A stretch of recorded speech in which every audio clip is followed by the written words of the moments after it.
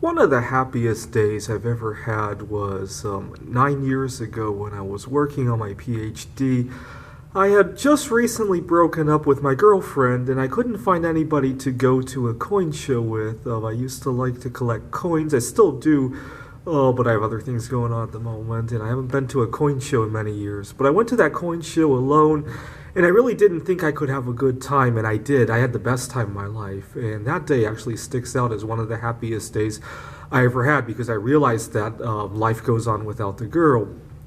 3 years ago, I was dating another girl when we got into a major argument because she accused me of cheating on her because I was spending a lot of time writing computer games, and then I would get upset about my computer games and I would be really down, and then she thought I was down because of some other girl, and I told her the other girl was the game and she didn't believe me, and so I stormed out of, she was living with her parents, I stormed out of her parents' home and I drove east on I-90. I live in Seattle, and I was just out of my mind. And before I knew it, I ended up in Ellensburg, and I realized how dark the skies are. I got to see a lot of I got to see the moon and several of the planets, and that's become my favorite place for stargazing.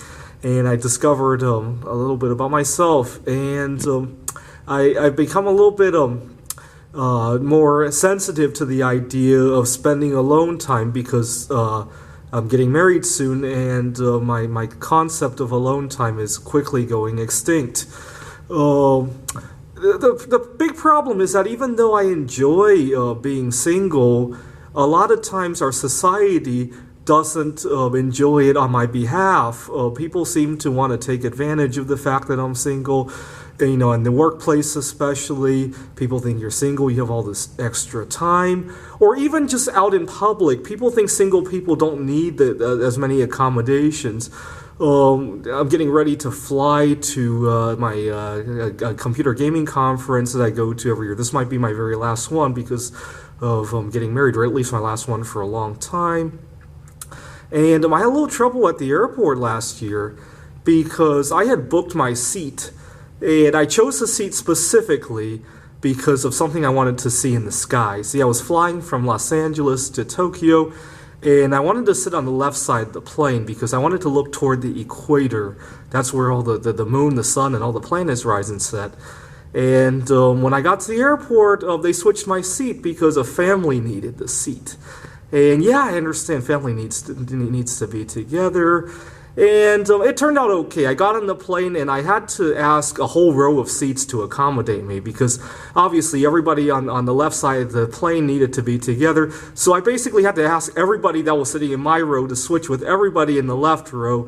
And you know, the airline, they were very accommodating to families. They could have done the same thing for me so that I wouldn't have to cause such a disruption when we were boarding.